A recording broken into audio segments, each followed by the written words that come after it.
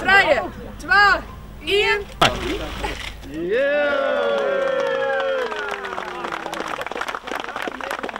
Maar de fontein die gaat, nou ja, morgen 10 uur tot avond 10 uur. Ja, mooi. Dus gaat hij nu ingeschakeld in de bestuurskracht. Die kunnen we nog oors inrusten.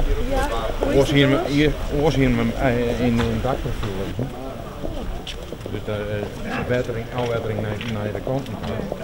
En nu hebben we de afwetering naar de wind. We zijn hier nou in de renoveerde week Fonteinslanden. Wat is hier het oude hier al hier gebeurd? Ja, er is al hier een heel soort bad. Wij gaan hier naar je riolering online.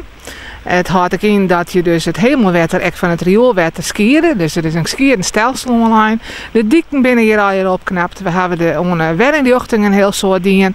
Parkeerplakken zo vol mogelijk realiseren. Nou ja, en achter dus het park, wat er net uitzegt de laatste jaren, dat is ook helemaal opknapt.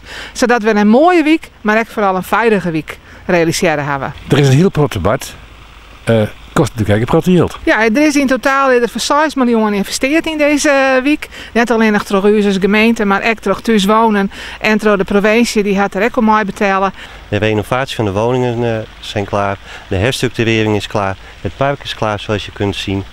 En op die manier is het nu klaar, is het af. En nu is het aan de wijk zelf om dat ook zo te houden. Maar je eigen straatje, je eigen tuin, je eigen wijk moet je gewoon zelf netjes houden. Thuis wonen had dus de huizen opknapt, is nu nog de maar de nijbouw. Dus het wordt weer een volslagen mooie week. We hopen dat we nu met deze werkdichting de hier in zien om kennen.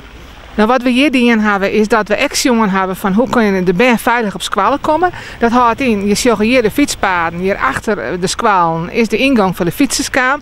Een heel soort fietsers maakt ze daar gebruik van, maar nog zijn er altijd ouders die de ben in auto's die squalen brengen. Nou, we gaan zeggen van daar maakt ze parkeerplakken voor, maar ook voor de bewoners zelf, want ja, die moet hun auto ook kwijt kunnen.